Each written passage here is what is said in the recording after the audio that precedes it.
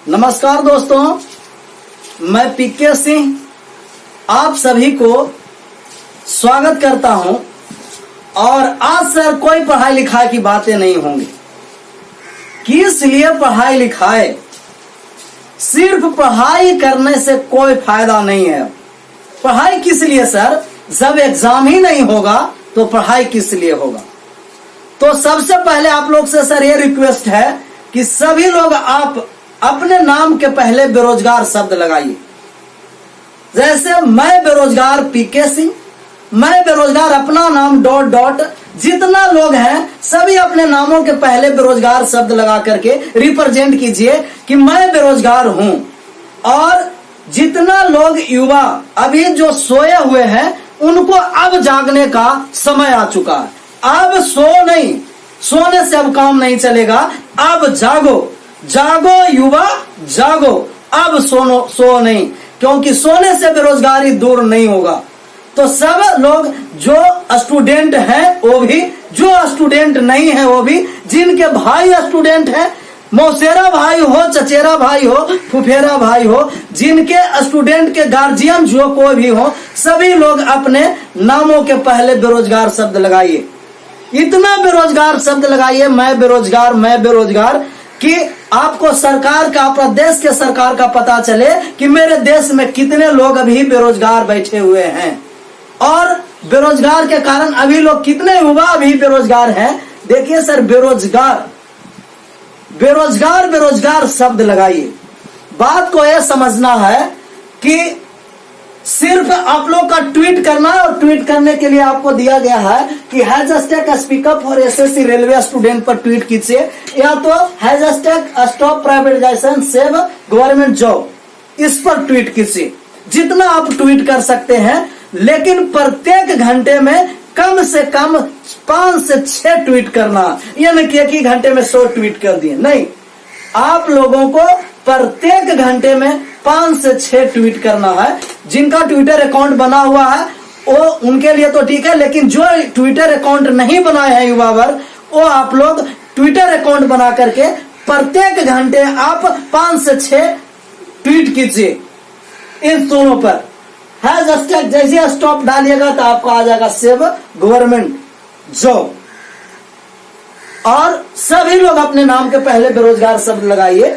देखिए, जैसा ही हम लोग मिल करके ट्वीट किए, तो जस्ट एक दिन के बाद ही एसएससी ने अपना एक रिजल्ट का कैलेंडर जारी किया, कि जिसमें आपको सीजीएल टायर 3 का रिजल्ट देने जा रहा है, एमटीएस का और जेई का। लेकिन इससे होने वाला कुछ नहीं है।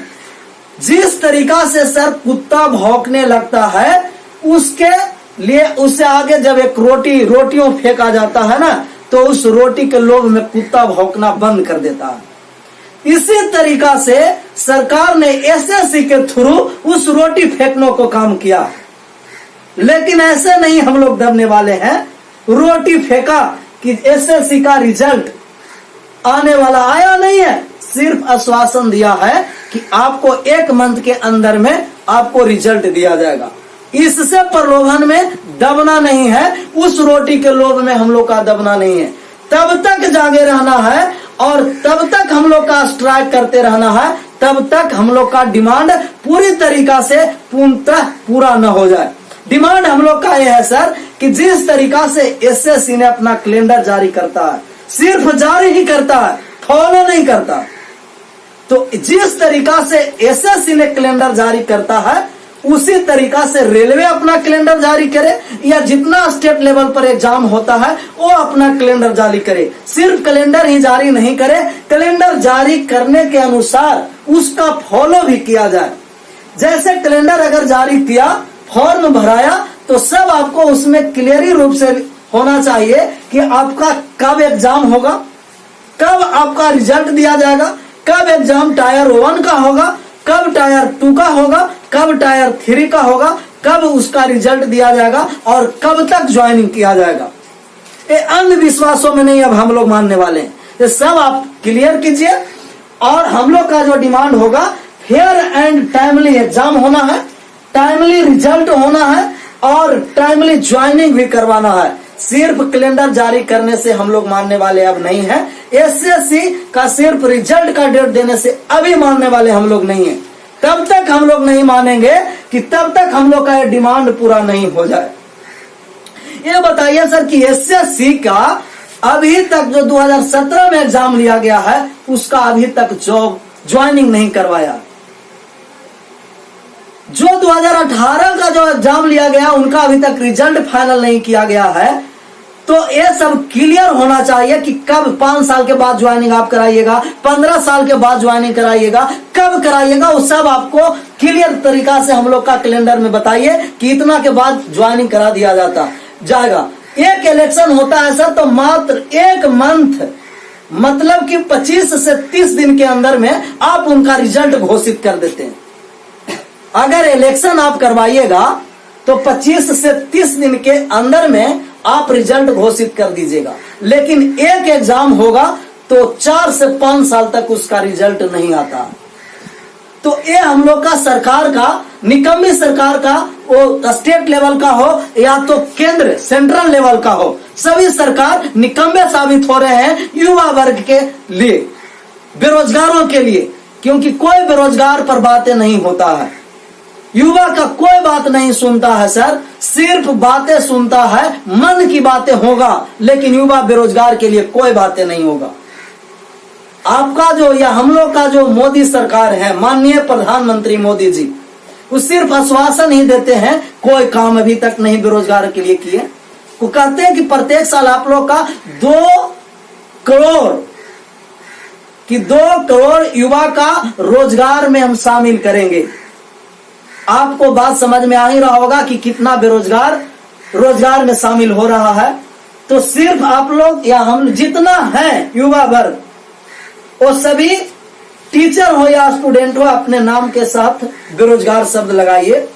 ये ऐसा एक प्लेटफॉर्म बना हुआ है, जितना ऑनलाइन या ऑफलाइन एजुकेटर है, जितना शिक्षक है, वो सभी आप लोग के साथ खड़े हैं एक प्लेटफॉर्म पर, और सभी लोग एकजुट हैं। वो छोटे बड़े टीचर हो या जो जैसा टीचर हो, कोई सिटी में पढ़ा रहे हो, बड़े बड़े शहरों में या तो देहात में रहकर पढ़ा रहे हो, वो सभी लोग आप लोग के साथ खड़े हैं।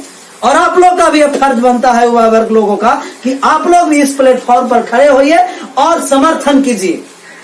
सरकार को ये शुक्र अदा कीजिए उनके लिए कि कोरोना के वजह से सिर्फ एक डिजिटल स्ट्राइक हो रहा है। अगर जो कोरोना नहीं रहता तो आज एक डिजिटल स्ट्राइक नहीं, रोडों पर स्ट्राइक होता, और इतना युवा वर्ग रोड पर उतर जाता कि सरकार को सोचने के लिए मजबूर हो जाते। अभी तक सिर्फ कोरोना का ये बहाना लेकर सरकार हम लोग युवा को क्या कर रहे हैं, सिर्फ युवा को लुभा रहे हैं कि ड्यू टू कोरोना कोविड-19 के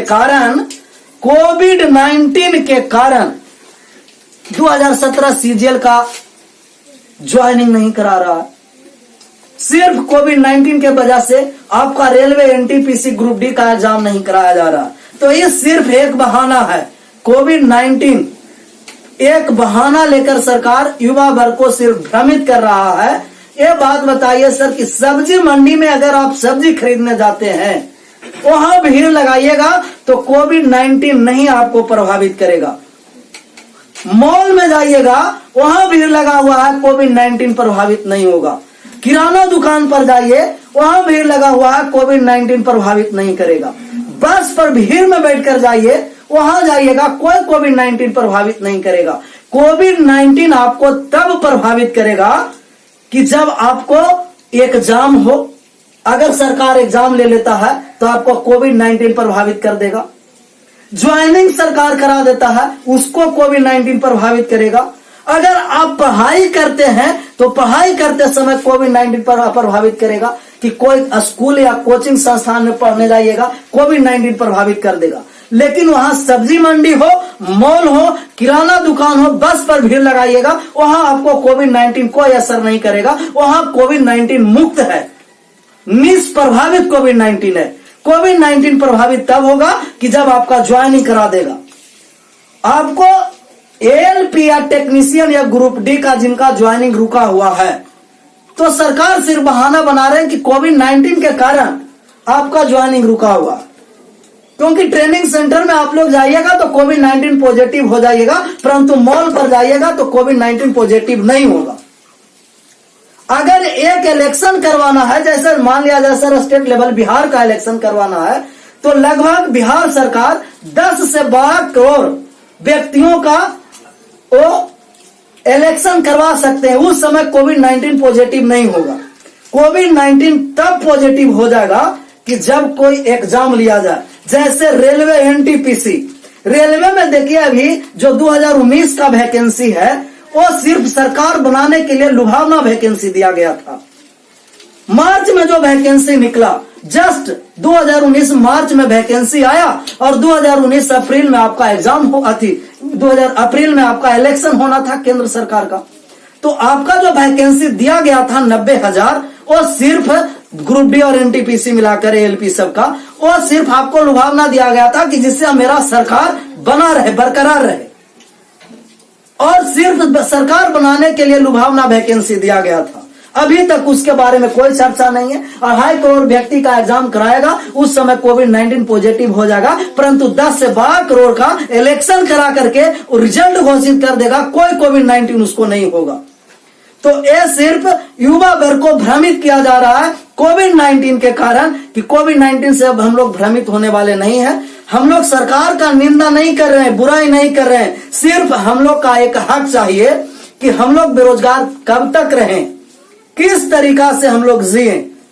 इस कोविड-19 में पता चल रहा है कि क्या सरकारी जॉब और क्या प्राइवेट जॉब होता है। जिनका घर में एक भी सरकारी जॉब है, वो किसी भी तरीका से उनका मंथली वाइज पेमेंट आ रहा होगा, और जिनके परिवार में जॉब नहीं है सर, जो मीडियम फैमिली से आ रहे हैं, जो मजदूर से हैं, वो डेली कमाते और खाते हैं, उनका घर का स्थिति समझिए। और आप लोग रेलवे को बेचने के तुला में लगे हुए हैं, तुलना में कि रेलवे को बेच देंगे। इंडिया में सबसे हाई लेवल या सबसे अधिक जॉब देने वाले एक सेक्टर है रेलवे, उनको भी आप लोग बेचने जा रहे हैं। जिनके बिहार और यूपी को छोड़िए, पूरा ऑल इंडिया जितना स्टेट का है वो सभी रेलवे पर निर्भर है। उतना बड़ा वैकेंसी और किसी सेक्टर में नहीं आता है, उनको आप बेच रहे हैं। सिर्फ प्रधानमंत्री का नारा पर नारा ही रहेगा, सिर्फ नई नीतियां आएगी, परंतु बेरोजगार के लिए कोई नीति नहीं आता है।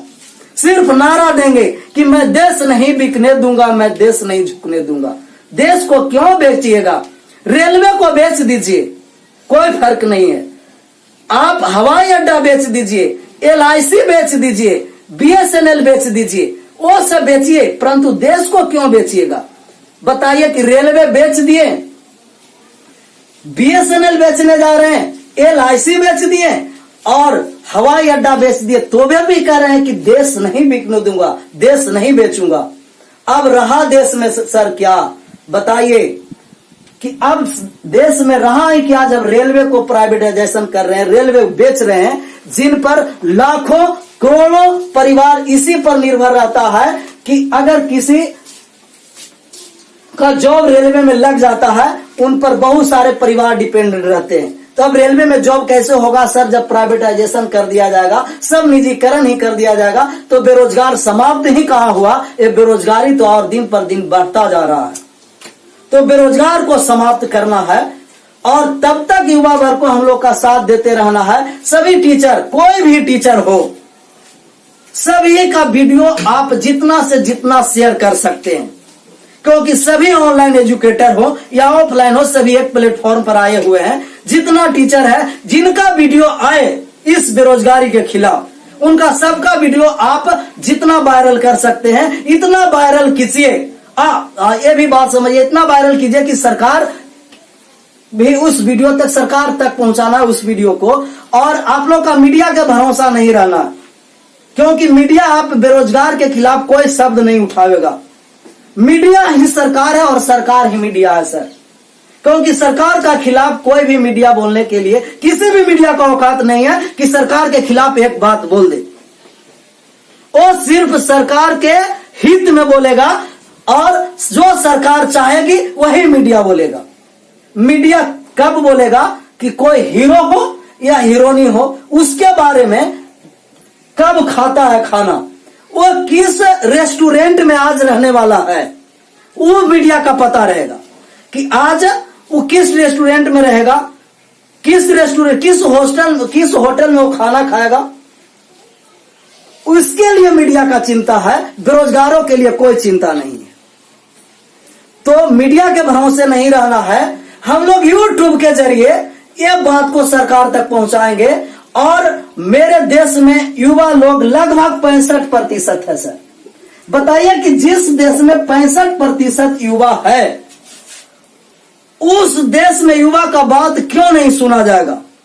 जो युवा 65% युवा के कारण ही जिनका सरकार बना है, युवा चाहेगा वही होगा। अगर युवा 65% लोग युवा मिलकर यदि सरकार बना सकता है, तो यही 65% लोग युवा मिलकर उस सरकार को गिराने का भी ताकत रखता है।